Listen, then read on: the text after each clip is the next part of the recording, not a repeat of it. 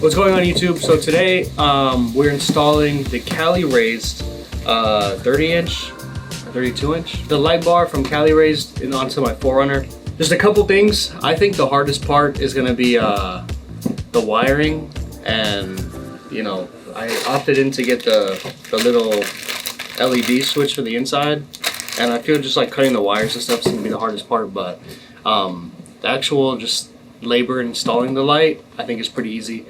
You just gotta take the bumper off, put it's like 4 screws or something, and then that's it. But I went with Cali Raised because of the bracket. So when it's on the 4Runner like this on the inside, you have the choice between these mounts, and this bracket's for 2 lights, so you can put one here and then one here. But the thing is, for my 4Runner, I have a metal bumper on the front of the car, which would actually cover where the standard light bar would go. So I got this one so that I can mount it, just a 1 light bar on the bottom bracket, as if there were 2. But I'm just gonna use just the bottom one instead of the middle one for a single. That's why I went with them.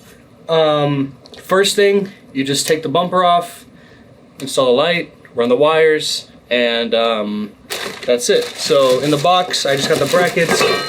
I got their really long power cable, all the hardware that's needed, and then of course the actual light bar. So I wanted to mention again, just like the other 4Runner videos, my brother is like a mechanic, works at a dealership, and he enjoys this stuff. So I'm just gonna let him do most of the installing while I just record him. All right.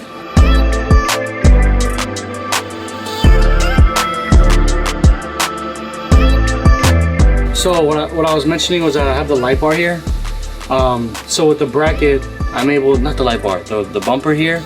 So with the bracket, I'm able to put the light bar down here instead of up here.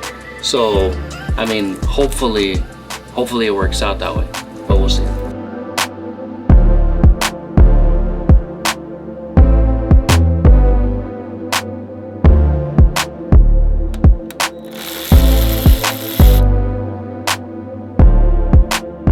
Basically, you just take all the clips off. There's like one 10mm bolt here. I think each fender has like 3 10mm bolts on each side.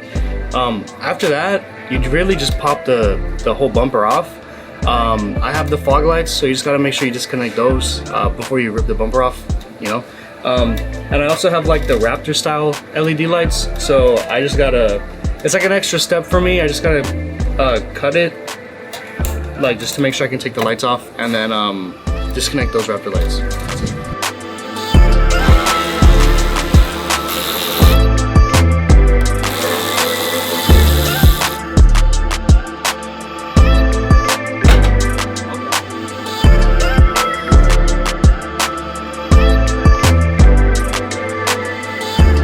Bumper's off.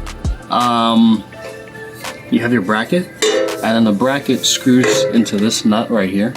So you just put it like this, and then through this hole, you run this nut with a washer, and then it'll just go like that.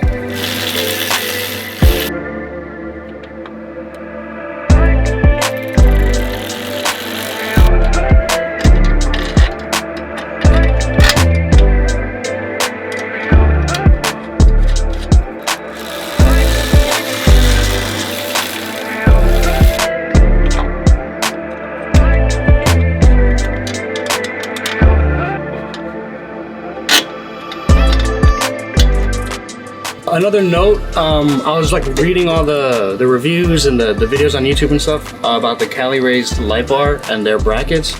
You have to remove the air ducts that direct the air into the radiator. They're normally right here, and the same on the other side. But since I installed this bumper, I guess I just took them out when we did this bumper. So yeah, that's another note.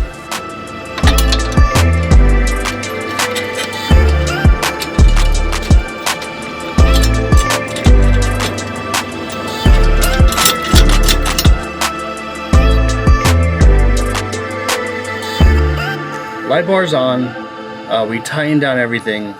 It looks pretty badass. Now, I think the most difficult part is going to be wiring this all together and then soldering the other wires or whatever, or strip the wires and connect them for the switch, all that stuff.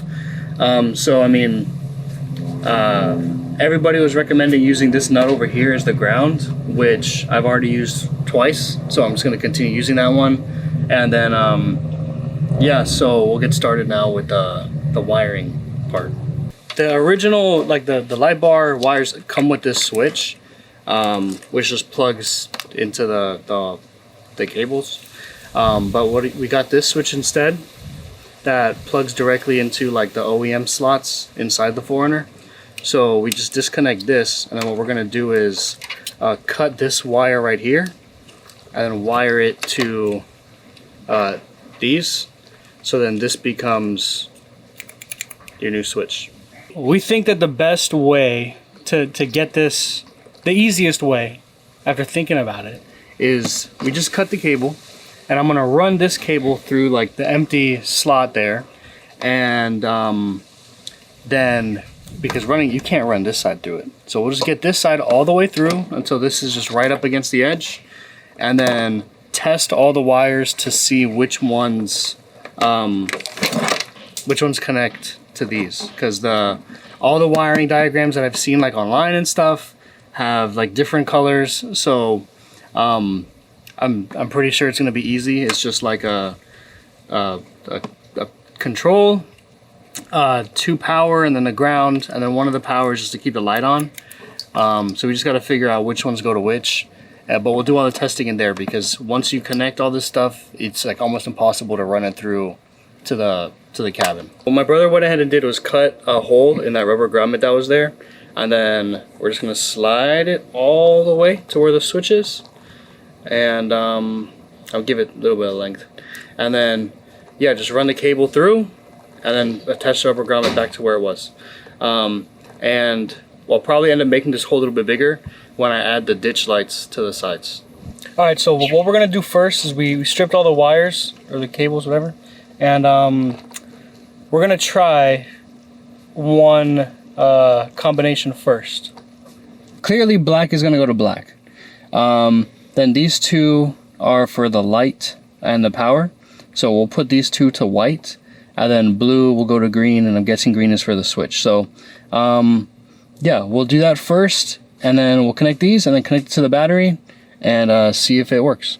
What ended up happening, we tried a bunch of different combinations, and what ended up working was black went to black, of course. Then we have the red that's next to the black ended up pairing up with the green one and went to the blue wire, and then the red wire that's next to the green just went to the white itself. And then what happens is that there's 2 blue LEDs in here. When it's connected, the top one just stays blue, and then when you turn the light on, then the top and the bottom light turn blue, and when you turn it off, then the top light just stays on without the bottom. So we're gonna tape this up, make it look all pretty, and then take this panel off, and then just put this in a slot. To take this off, as far as I know, it's just, you just pull it off. So I mean, yeah, I mean, it's pretty simple. So guys, one thing that I wanted to mention was that like these plugs right here, so let's say like the converter one, that one won't work in that, like the one that says daylight running light. And then like this one for the rear heater thing, that one won't work in that one, and that one won't work in that one. So basically any of them that come with the car, like OEM ones like this one and then the windshield one, those will not work in any other slots other than the ones that they're in, just because like the way that the inside, the way just the socket, like the way it connects, it just won't work. So unfortunately I have only that one and that one to play with, so I just put it there. At the end of it all, damn man, that tree makes everything look horrible. Sorry. Yeah, so I ran it there, so it's in the second slot right there, and then I ran the cables like just through inside through the bottom, and just routed it, taped it up like that, and then yeah, let me see, I can probably do this with one hand. You just push it all back in and it snaps back in, and that's really it.